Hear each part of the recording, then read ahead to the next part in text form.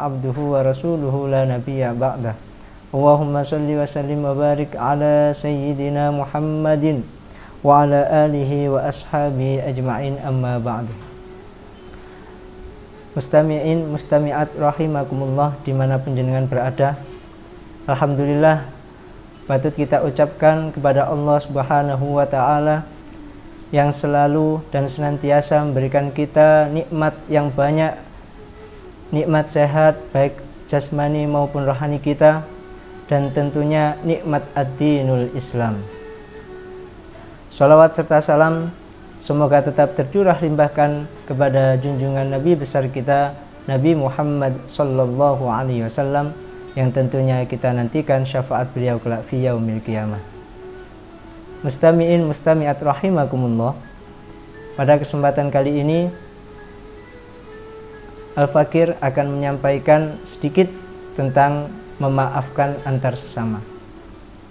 Sering dikutip firman Allah, yakni surat Al-Imran ayat 134 yang berbunyi, A'udzu billahi minasy syaithanir rajim. Wasari'u ila maghfiratin mir rabbikum wa jannatin 'arduhas samawati wal ardh u'iddat lil muttaqin. Alladzina yunfiquna fis sarra'i wad dharra'i wal kadhiminal ghaidha wal 'afina 'anil nas wallahu yuhibbul muhsinin. Shadaqallahul azim. Mustami'in mustami'at rahimakumullah. Di dalam ayat tersebut dijelaskan ada ciri-ciri orang yang bertakwa, yang salah satunya adalah afina anin nas, memaafkan antar sesama. Di sini Al-Fakir akan menyampaikan ciri-ciri orang yang bertakwa. Yang pertama, apa sih? Siapa saja orang-orang yang dikategorikan orang yang bertakwa? Yang pertama adalah alladzina yunfiquna fis sarra'i wad dharra, yaitu orang-orang yang menginfakkan hartanya fis sarra'i, dalam kondisi dia itu lapang, dia banyak rezeki, wad dharra, dan ketika dia sempit rezekinya. Maka harus kita sadari bahwasanya rezeki yang kita dapat itu adalah titipan dari Allah Subhanahu wa ta'ala. Jangan sampai dengan rezeki yang Allah titipkan kepada kita membuat kita lupa siapa yang telah memberikannya, sehingga kita tidak memberikan rezeki kita itu kepada orang lain yang membutuhkan.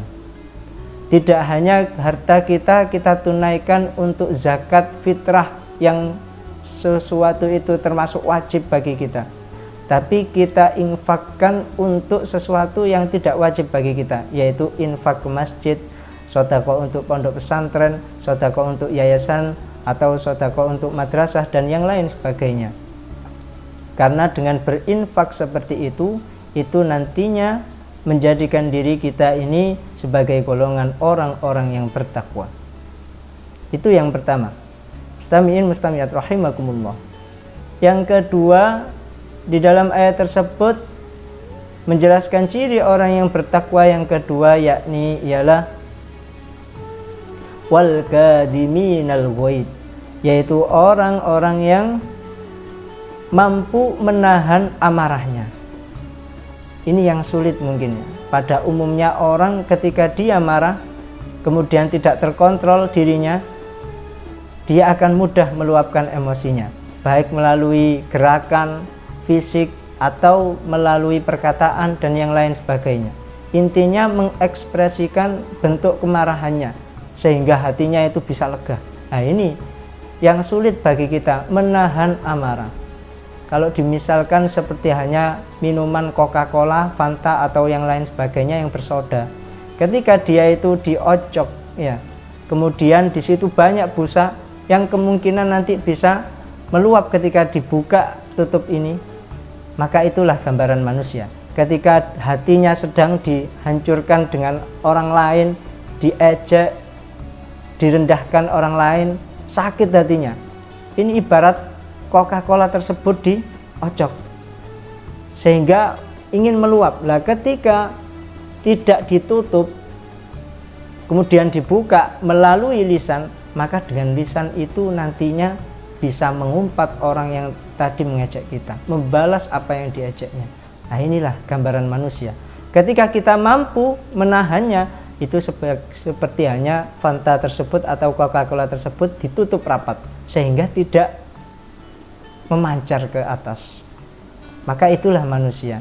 Maka mari kita bersama-sama belajar mengatur dan memanajemen hati kita, nafsu kita, agar kita tidak mudah untuk meluapkan emosi kita.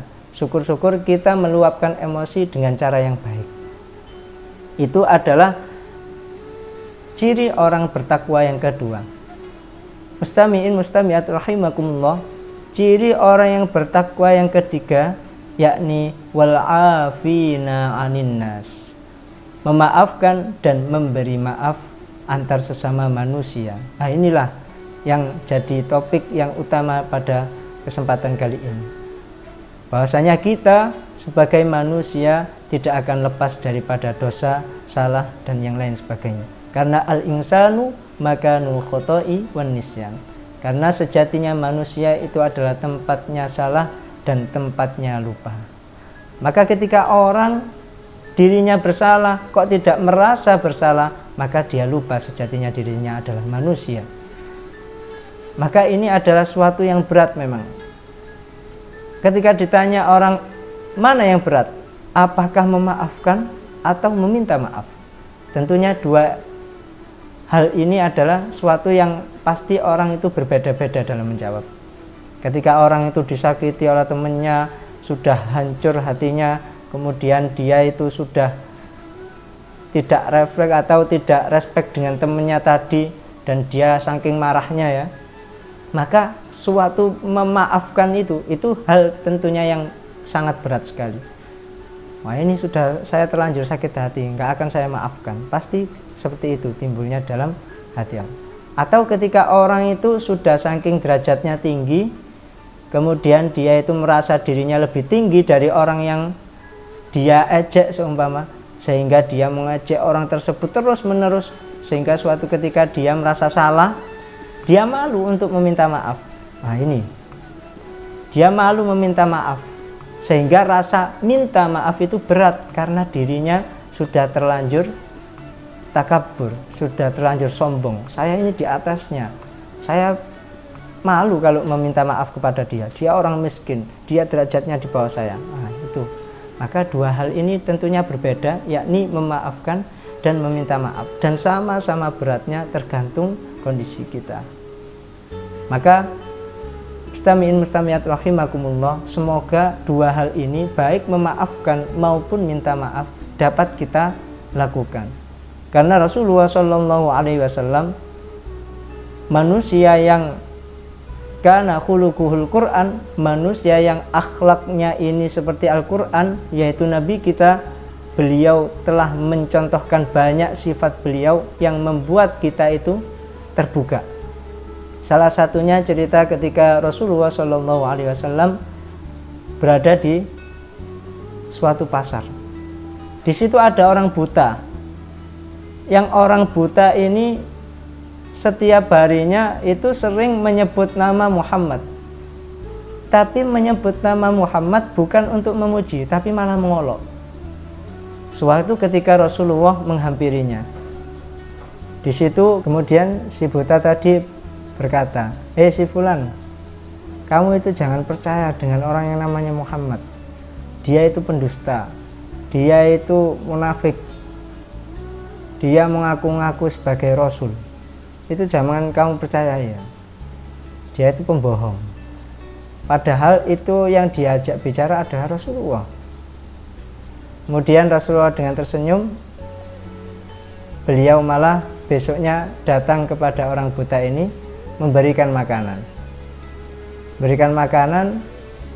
Istimewanya lagi, tidak langsung Rasulullah ini menyuapinya, tapi nasi tadi dilembutkan dulu dari mulutnya, kemudian setelah lembut kemudian disuapkan kepada orang buta itu tadi. Seperti anak bayi ya, ketika mau disuapi orang tuanya, dilembutkan dulu oleh orang tuanya supaya si bayi ini menelannya mudah. Seperti itulah kasih sayang Rasulullah. Kemudian setelah disuapi, terus setiap hari dia itu atau beliau ini Rasulullah memberikan makanan kepada orang yang buta itu tadi. Senang orang buta ini, tapi tidak pernah mengenal siapa orang ini. Yang selalu diucapkan oleh si buta ini ketika Rasulullah datang selalu disampaikan, "Hei si fulan, kamu itu ya jangan sekali-sekali percaya sama yang namanya Muhammad, dia itu membohong gini." Terus dibilangnya seperti itu. Sampai kemudian Rasulullah ini meninggal, wafat beliau. Kemudian ada sahabat Rasulullah bernama Sayyidina Abu Bakar As-Siddiq, yang mana beliau adalah sekaligus mertua daripada Rasulullah SAW, yang mempunyai putri bernama Siti Aisyah, dinikah oleh Rasulullah. Suatu ketika Rasulullah SAW sudah wafat, Sayyidina Abu Bakar bertanya kepada anaknya, "Wahai putriku Aisyah, kira-kira apa amalan Rasul, apa amalan Nabi Muhammad yang belum saya laksanakan?" Kemudian dijawab oleh putrinya, "Wahai ayahanda, semua amalan Nabi Muhammad telah engkau laksanakan. Tapi ada satu amal yang belum engkau laksanakan." Penasaran Sayyidina Abu Bakar. "Apa itu wahai anakku?" Nabi Muhammad setiap paginya selalu memberikan makan kepada orang buta yang ada di pasar.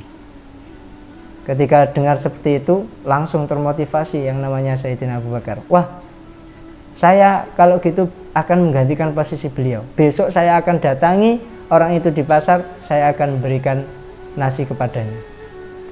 Kemudian besok paginya datanglah Sayyidina Abu Bakar di pasar mencari orang yang buta itu.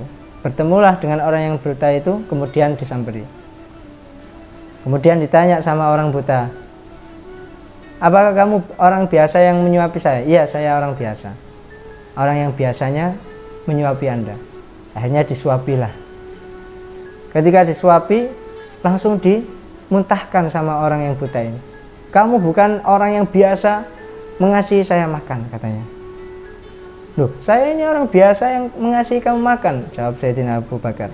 "Bukan, kamu bukan orang yang selama ini memberikan saya makanan." "Loh, bagaimana kamu tahu?" katanya Sayyidina Abu Bakar.